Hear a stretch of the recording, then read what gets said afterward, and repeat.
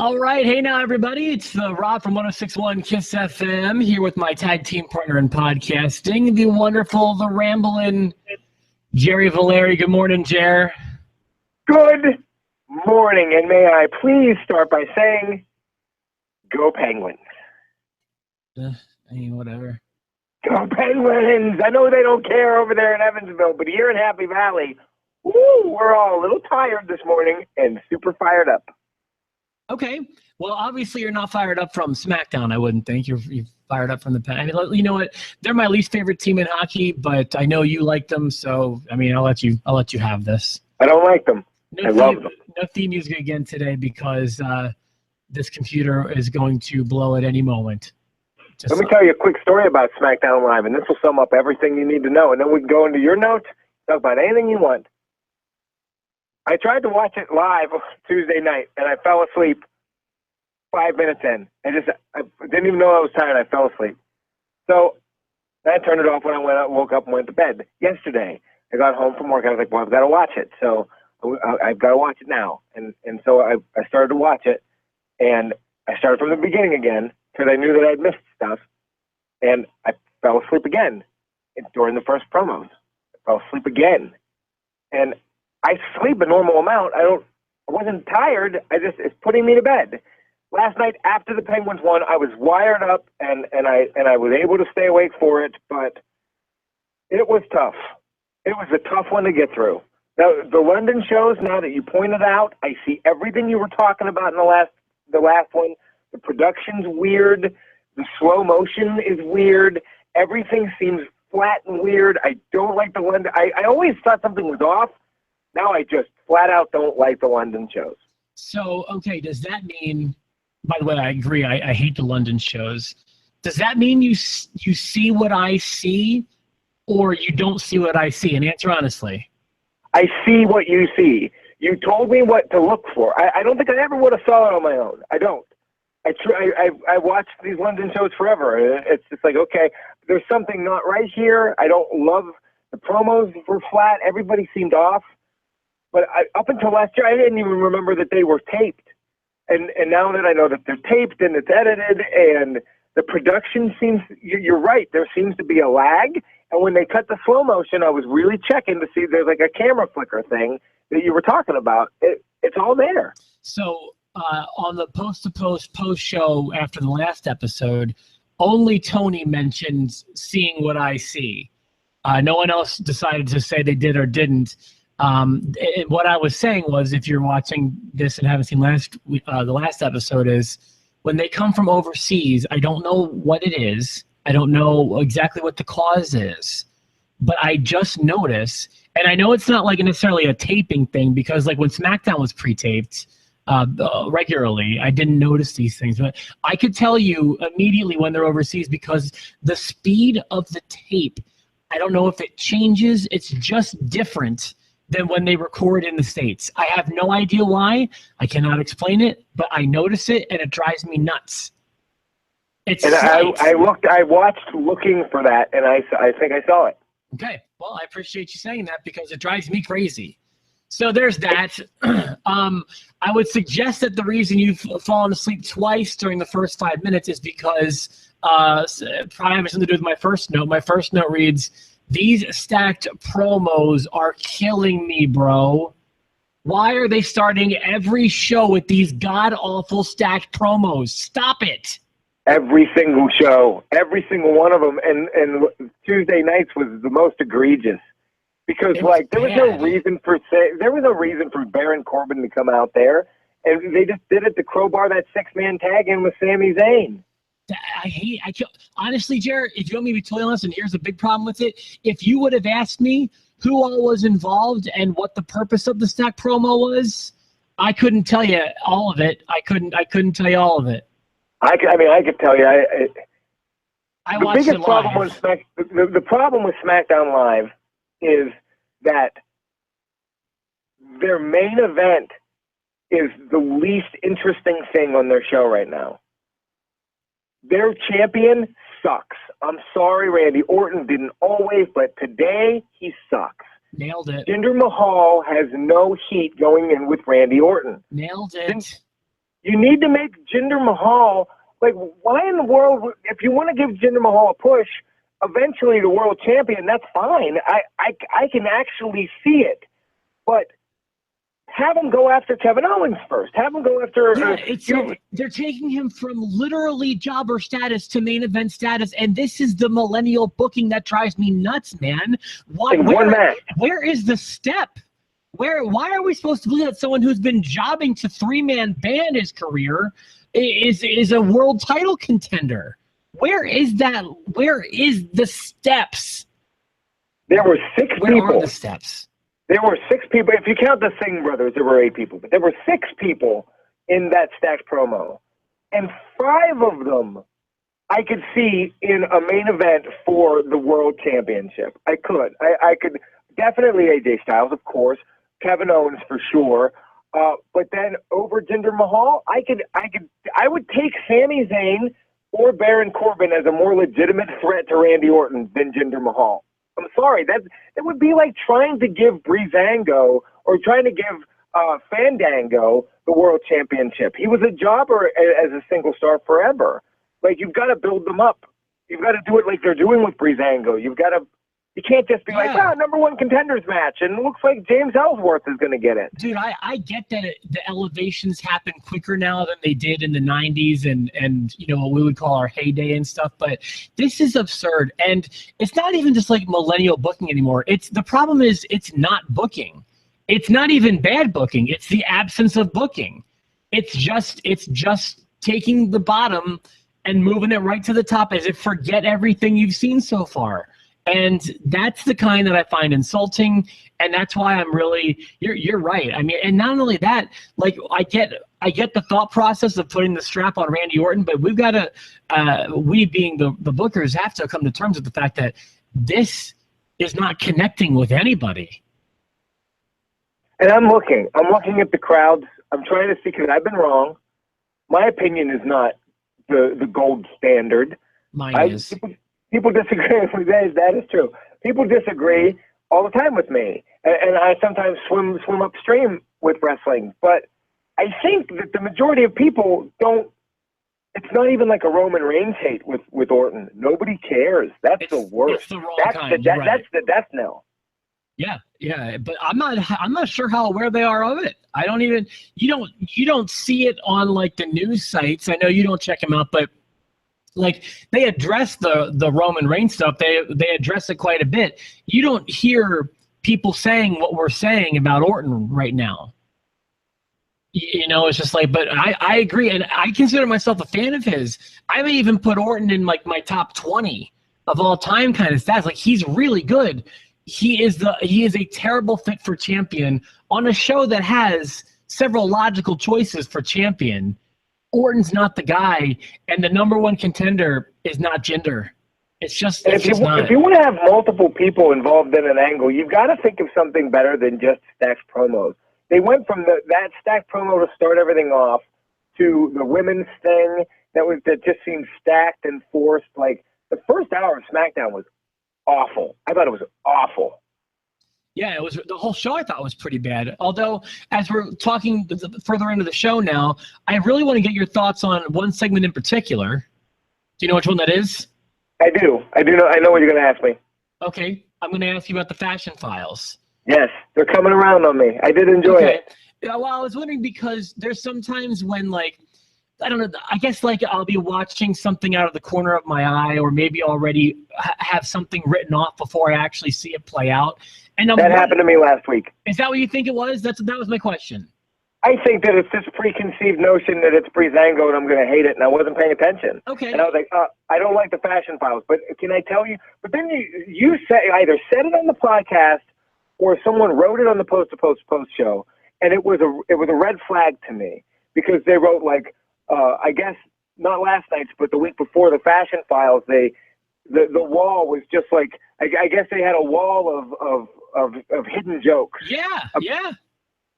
I didn't see it, and I didn't realize that. And so I clearly wasn't giving it the opportunity I should. I wasn't looking at it. I just wasn't paying attention. I might have been on my phone and just listening to it, hating it. Sure, because it's inside of a huge, boring show. So I gave it a chance last night, and it was funny. And then the payoff came because they find the Ascension, like, doing whatever they're doing, and then they have a match with them, and then they win. And that Jinder Mahal, which it's not Jinder's fault, this, Bookers, is how you build somebody up in the eyes of the fans. Breezeango were jobber tag teams a month ago, and now they're going to be, I bet they're going to be tag champs on SmackDown Live in 2 months. So I guess the reason I was so interested in this topic is because I actually thought, to be honest with you, this past Tuesday's Fashion Files paled in comparison to the first one, but I still liked it. When I was watching the original Fashion Files, an overwhelming thought in my head was, oh my God, Jerry's going to love this. And you came out like, I was like, whoa, I'm really surprised to hear that you thought it was really bad. So I'm kind of happy to hear that you gave it a bigger chance this week. I love that they were holding a picture of the British Bulldog. They didn't ever address it. They just had it there. Like, I thought that was great. Wait a minute, I didn't even catch that, and I was paying attention. Where was this? Yeah, they were just holding it like with their clues as they're walking down the hallway. There was a picture of the British Bulldog. I didn't even notice. You're talking about So Baby good. Boy Smith? Yeah. Yes, they're great. I love that. And like they're just their presentation. They've been committed to. I keep calling it Zoolander, and I'm going to stick with that. But they're sticking with it. It wasn't just like a passing gimmick. Like, it's kind of funny. And then there's like a real subtle thing that I noticed. Well, I guess it's not subtle. They've got like their cop outfit on even when they wrestle, and they both look like the gay Big Boss Man. Or like I guess the term I came up with was the little boss girls. And do you know what I mean? Like, it works for me. I really SmackDown has this happen. Like, remember the flash in the pan that kind of was Slater and Rhino, and how it was kind of irreverent and different, but just kind of worked. I feel like Breezango, they've got that going on right now where I don't know how long it's going to last, and it will probably die as soon as they actually achieve becoming tag team champions. But right now, I love them. Yeah, just enjoy the ride, and I'm looking forward to seeing better ones and getting into it. I really enjoyed. I'm going to give credit to Sami Zayn as well. I'm just going to give him line of the night, even though I can't quote it. I love when Sami Zayn gets thrown into a random tag match. They've done this like three or four times already. Every time he gets into a tag match with somebody, it cuts to him trying to talk to them about a game plan. And he's like really obnoxious in the locker room. I think that's really funny. I get a kick out of that, and it made me laugh. And then it zoomed in on him, and then he panned out, and Randy Orton and AJ Styles had walked away from it. I couldn't even tell you who was in the main event, bro. It was the 6 people that were in the Stacks promo. I know. I told you earlier I couldn't tell you. I knew it was 6. I knew that was the number. Hold on. Let me see if I can do it. Orton. You had Corbin. You had Zayn. Yeah, but name the teams. Oh, shoot. All right, hold on. Let me see. Because I will say I did watch this live, so it's been 2 days since I've seen it. But all right, you had heels and faces. Let me see. Let me get the people first. Orton, Zayn, who did we already mention? Corbin. You had Styles. I was about to say Harper and Rowan, but they fought each other. Okay. You had Jinder, and I'm missing one, correct? Yeah. Oh, okay. You had Owens. Okay, so then you gotta separate them into heels and faces. Okay, so you would have Jinder and Owens on a team with I think Orton was on the babyface team. The other heel would be. This is how bad SmackDown is. Is it Corbin? Is Corbin? It's Corbin. Okay. If it was Corbin, Owens, and Mahal versus Orton, Sami Zayn, and AJ Styles, and I guess AJ Styles is a face now. Yeah, it's weird, and so is Orton. Yeah, I guess that makes more sense. Okay, yeah, that's a big problem. And do you remember who won the match? I don't even remember who was in it. I'm gonna say the Maharaja. They gave him the win. He pinned and won. Jinder Mahal. That's right, They're hot-shotting him. He's going to lose at Backlash. Yeah, there's no doubt about it. Right? There's no way he's going to win a Backlash, is there? Well, they've done every surefire clue. I mean, I was going to hold this for the predictions episode, but I mean, do you know the big clues that they've given? Well, him winning by pinfall last night was a clue. Yeah, that's true. Although that's not the last night before the pay-per-view, but still big clue. But they did. There's an even more dead giveaway. What was it? It was I think it was this week. They did a full photo shoot with the title. Oh yeah. There's no way you were winning after you took the photos with the stolen title. There's just no way. So this is just Randy, and this isn't going to make Randy Orton look good either. You know that, right? No, because at the end of the day, what did he do? He beat a jobber. You know, so you're right. It's just such a waste of time. And like, so when Orton goes, there's usually the caveat of it will probably be good. Like, you know, the House of Horrors, even though it wound up being a pile of garbage, it was like, you know, it's Orton and it's going to be different, and there's that aspect. Or even when he's, you know, facing Cena for the 20th time, it's like, you know, they've got good chemistry. Like, Orton usually puts on good matches. I do not expect this to even be good. And it will probably be the main event, and it just frustrates me. Yeah, you know, especially when you've got AJ Styles and Kevin Owens on a card, and that's going to be an incredible match. I think that could probably steal the show. Yeah, I can't. They should be the main. They should be the main event. That should be for the world title. And instead, you got Jinder Mahal and Randy Orton. What are they thinking? I think I bet you they're just trying to hotshot India because the network just went there. Then you've got Shinsuke Nakamura doing nothing again on the show. Yeah, but I'm cool with them kind of holding off on that because I don't want to see him. I don't mind seeing him. Don't get me wrong, but I don't want to see him wrestle until a pay-per-view Backlash. I hope he comes out and it's a great match. I hope he just stomps Dolph Ziggler and moves on from Ziggler. I don't think that they should continue that feud. It doesn't bother me if it goes to another match or two, to be honest with you, even if it's a month down the line. I think that Dolph's a really good first choice for Nakamura on the main roster. I think that their chemistry has the potential to be through the roof. The SmackDown pay-per-view gets Money in the Bank. I wonder which guys from that are going to get the chance.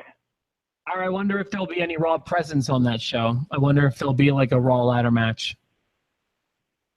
All I kept thinking watching SmackDown, I was like, Rob has been right the whole time, because when you take your six top guys, and you put them all in the same main event, that's why you have to have Eric Rowan take on Luke Harper for the 50th time. I get so mad. Like I can tell. What do you think of the Charlotte Flair photos? I love them. By the way, over 12,000 people have seen that now. Yeah, some of the comments you need to read too on that video. It is north of 12,000 views. Still not our number one video, but it's I believe it's our number one video since Jerry's been with the show. And I mean, my explanation to how everything happened, 60 views. On their way. It's slow but steady. Steve, that was. I mean, we couldn't have done that without you. Oh boy, this is the funniest thing that's ever come from the show. It's just because the reaction was, you know, your typical over the top Valeri, and then when we find out we had the wrong picture in the first place. Like, I mean, God, because at any time you got a comment about that today. You said.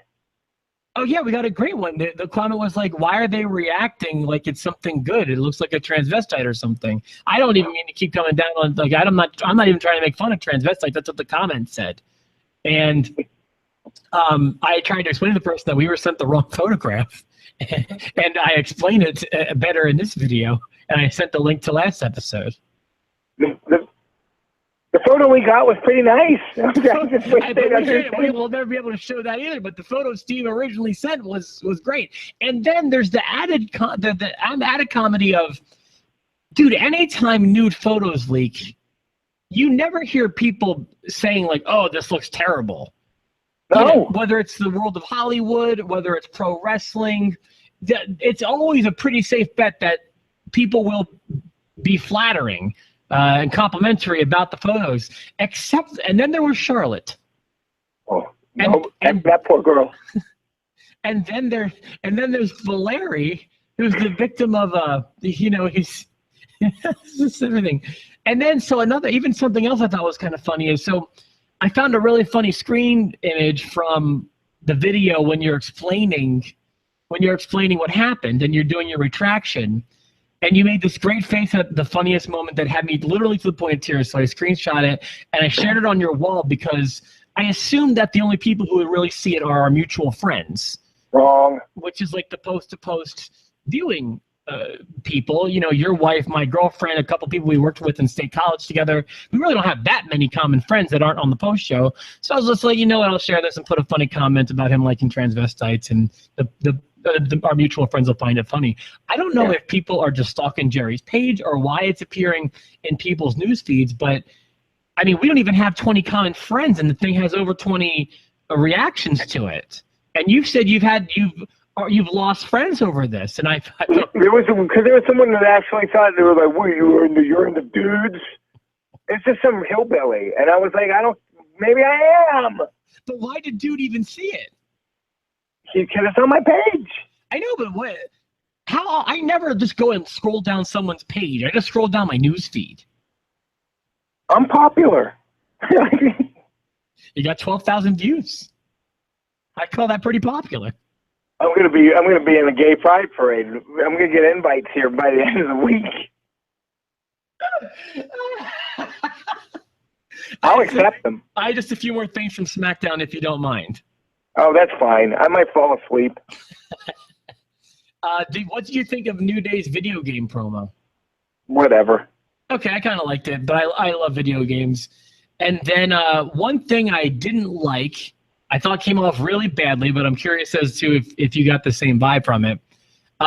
Uso's 12 Days promo felt like a real ripoff of Enzo and Cass's How You Doing, just without any charisma. Yeah. They can't go long on promos, and you already it really had the same feel. It just felt like a ripoff of Enzo and Cass to me. Right. It's just a worse version of it. Yeah, it was awful. We got to stop. Who's giving these guys the mics? Come on, this is not what they do. This is the Usos. Not what they do. They let them do this new heel turn thing. They're doing that well, but don't let them have the mic. Agreed. Anything else you want to mention before? I mean, I don't have anything else really. Congratulations to Brie Bella and Daniel Bryan. Baby. Obviously trying to do this for a while. Birdie. It's a terrible name, I agree. God, he's such a hippie. They're such hippies. Well, I know you don't watch Total Divas, but if you did, it might make a little more sense, but still not justifying that terrible name. Why? In what way can you justify Birdie? Well, Birdie B is the name of, I don't know, okay, Nikki and Brie were trying to start a clothing line called Birdie B. I don't know if it ever got off the ground, but they had some sort of reason as to why they liked the name so much, and that's wound up being the name of their baby. Poor Daniel. He never stood a chance. What are you looking up? Charlotte Flair nudes? Oh, yeah. I'm trying to see if anybody says anything complimentary about her nudes, and they're not. I typed in Charlotte Flair nude leaks good review. There's a guy in State College who's part of a podcast who apparently was flipping his lid to the Charlotte Flair nudes. So there was one insanely positive review. He goes crazy. He goes crazy for it. I mean, he takes his shirt off, starts dancing. Yeah, I mean, there was one insanely positive review that I have seen. Sure, staying on today, SmackDown. You didn't deserve it. And somehow, after a Raw show that I did not like, Raw was the better show. Yeah, I would agree with that. Also, if anyone does want to go back and something was alerted to me. It's just so funny if you watch the reaction to Charlotte Flair's nudes video.